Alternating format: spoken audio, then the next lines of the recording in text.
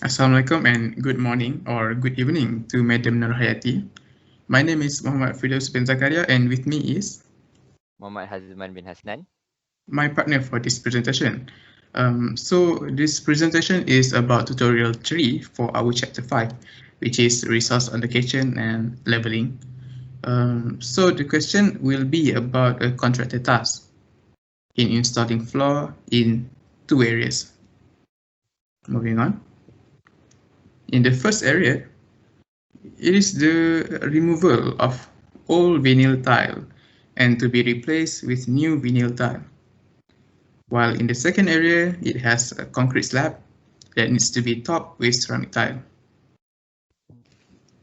All the necessary tasks has been broken down and shown in the table below. You can see that the activity starts with activity A and B, where activity A is for purchase and deliver material, and activity B is for removal of old vinyl tile. After activity A, activity C for installing ceramic tile, and activity D for installing new vinyl tile can be started when activity B is also done before starting with activity D. And then lastly, we have activity E for cleanup and inspection of the project area. So the duration of the task for activity A, B, C, D, and E are 5, 7, 3, 5, and 2 days respectively. And the amount of laborers needed are also 2, 4, 3, 3, and 2 people accordingly.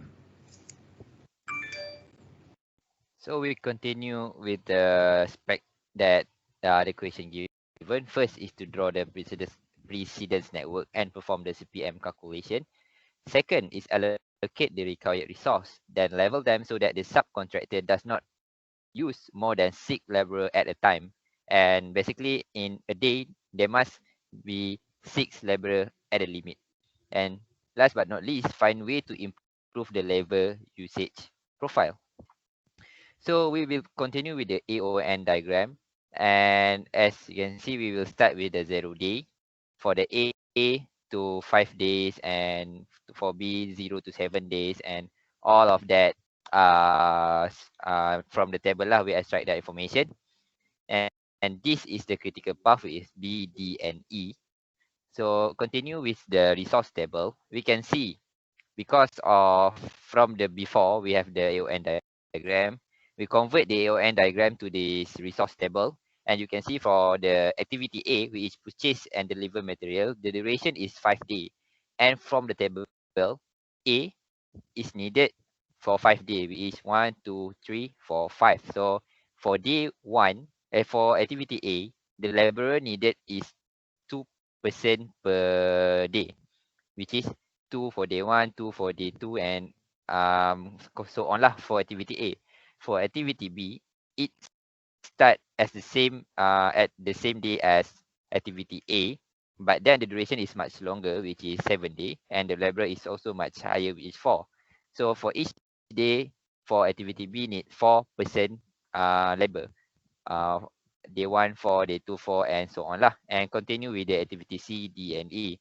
As you can see, um, almost all of the activity does not exceed the labor limit, which is 6% per day. But on the activity C and B on day 6 and day 7, the labor exceed 6% limit, which is 7. So we improve that by using float. Uh, because of from the before diagram, the critical path is B, D, and E.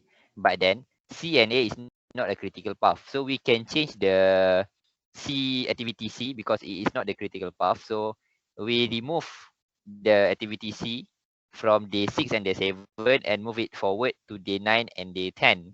So we can comply to the limit of worker, which is 6% per day. Ignore my mistake, I forget to add the level of 2 6 and 6, but then that is the point of this improved labor profile.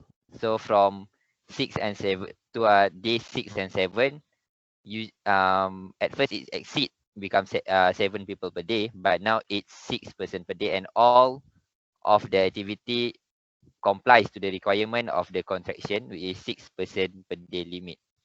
So that is all from us. My yeah, you can see that we move the 3% from the 6 and the 7.